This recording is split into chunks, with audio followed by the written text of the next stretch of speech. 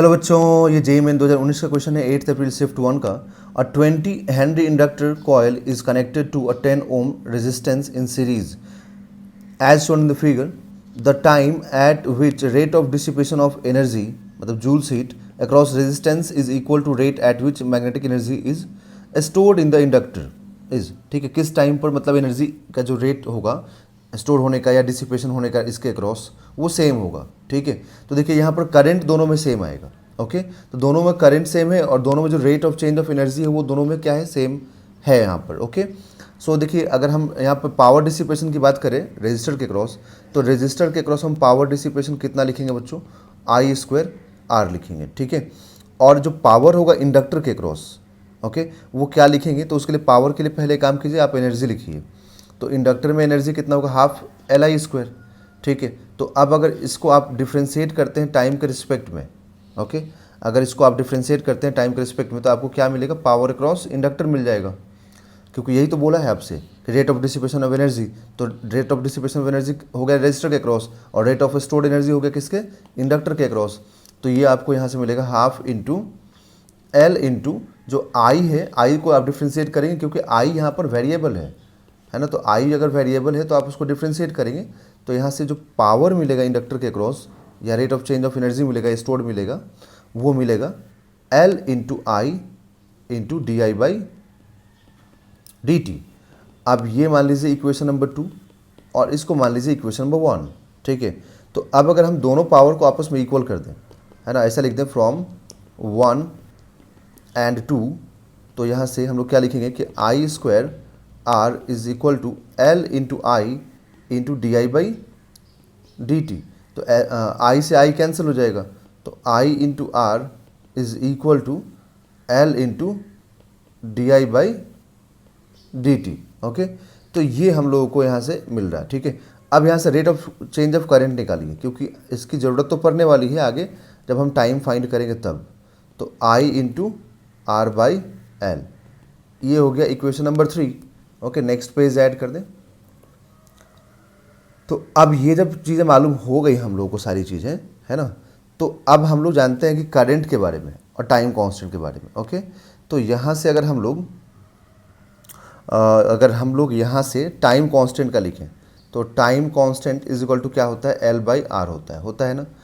तो अब यहाँ से हम लोग D I upon D T जो लिखे हैं इक्वेशन नंबर 3 में जो आपको स्क्रीन पर दिख रहा है, इसमें हम आर बाई एल को क्या लिख सकते हैं, आई अपॉन टाइम कांस्टेंट।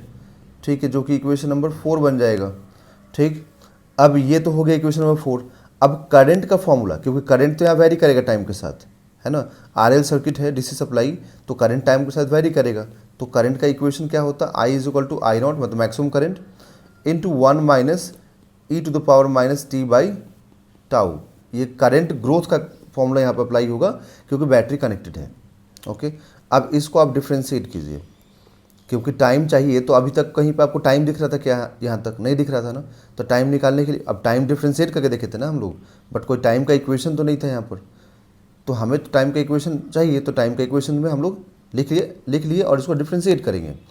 तो ये आई नॉट इंटू 1 वाला जो पार्ट होगा ये 0 हो जाएगा। ठीक है, और ये आई नॉट और ये e to the power minus t by tau ये सेम रहेगा, और ये टाउ जो है ना यहाँ पे आ जाएगा। ठीक है, क्योंकि कोफिशिएंट जो भी होता है टाइम को यहाँ मल्टीप्लाई होता है, तो माइनस माइनस प्लस हो जाएगा। तो क्या मिलेगा अपने को, I naught by tau into e to the power minus t by tau. Okay, अब आई नॉट जो होता है मैक्सिमम करंट होता है ना, आई नॉट यहाँ पर क्या होता है, मैक्सिमम करंट होता है। ठीक है, तो चलो ठीक है, ये अपने को मालूम हो गया। इसको अभी इक्वेशन नंबर हम 5 मान के छोड़ देते हैं, इसकी ज़रूरत आगे पड़ने वाली है। ओके, तो अब ये हम लोग को हो गया, और यहाँ से हम लोग इक्वेशन नंबर 4 से, फ्रॉम इक्वेशन नंबर 4 यहाँ से देखें तो हम लोग को इक्वेशन नंबर 4 से क्या मिल जाएगा, I is equal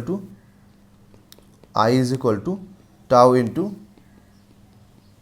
D I by d t. ठीक है, तो ये मालूम हो गया हम लोगों को। ओके, अब इससे देखिए, अब ये जो इक्वेशन नंबर 6 है और जो आपने अभी 5 फाइंड किया है, ठीक है, इसमें कुछ आपको सिमिलैरिटी दिख रही है ना। यहाँ पर भी देखिए आपको सिमिलैरिटी कुछ दिखेंगी टाइम के साथ। तो अब यहाँ से हम लोग क्या करें, तो हम लोग आई के जगह पे ना यहाँ पर I naught into 1 minus e to the power minus t by tau लिख देंगे, okay, is equal to tau into, मतलब टाइम, टाउ मतलब टाइम कांस्टेंट, तो ये अपने को यहाँ से मालूम हो गया, ठीक है। अब देखिए, अब अगर हम रेट ऑफ चेंज ऑफ जो करंट निकाले हैं ना, उसको यहाँ पे सब्स्टिट्यूट कर दें। क्या निकाला हम लोगों ने rate of change of current? I naught, ठीक है, तो इसको रख देंगे हम लोग I naught by tau into e to the power minus tau upon t upon tau.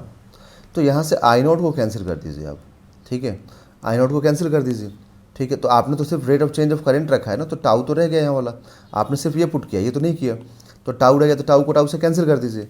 अब जब ये टाउ से कैंसिल हो जाएगा तो आपको देखिए क्या मिलेगा equation, 1 minus e to the power minus t by tau, और यहाँ पर हो जाएगा ये e to the power minus t by tau, okay. तो यहाँ से 1 is equal to 2 into e to the power minus t by tau, okay.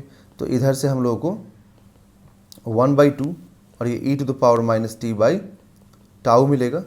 तो यहाँ से हम लोग अगर लिखना चाहे इक्वेशन, तो हम लोग को इक्वेशन देखिए क्या मिलेगा। अब मैं डायरेक्ट लिख दे रहा हूँ, ठीक है, क्योंकि अब इक्वेशन देखिए यहाँ से लॉग बनेगा, ये इसको अगर आप चलिए डायरेक्ट नहीं लिख करके आप ऐसे लिखते भी हैं तो ऐसा इक्वेशन बनेगा, फिर आप लॉग वगैरह सॉल्व करेंगे, ठीक है। तो आपको ये ln 2 टू द पावर -1, क्योंकि 2 टू द पावर -1 है, ठीक है, और यहाँ पर क्या आएगा माइनस टी अपॉन टाउ आ जाएगा, ठीक है। तो फिर माइनस बाहर आ जाएगा यहाँ ln से, ओके। तो यहाँ पर माइनस टी अपॉन टाउ, तो ln से ये बाहर आ गया, तो अब यहाँ पर आप लिखेंगे t is equal to tau ln 2, okay, समझ में आ गया। तो ये मालूम हो गया अपने को। अब टाइम कांस्टेंट चाहिए, है ना, तो टाइम कांस्टेंट के लिए क्या होता है, L/R होता है। तो L का वैल्यू कितना दिया हुआ देख लें एक बार ज़रा। तो L का वैल्यू दिया हुआ है 20 हेनरी और R का वैल्यू 10 है।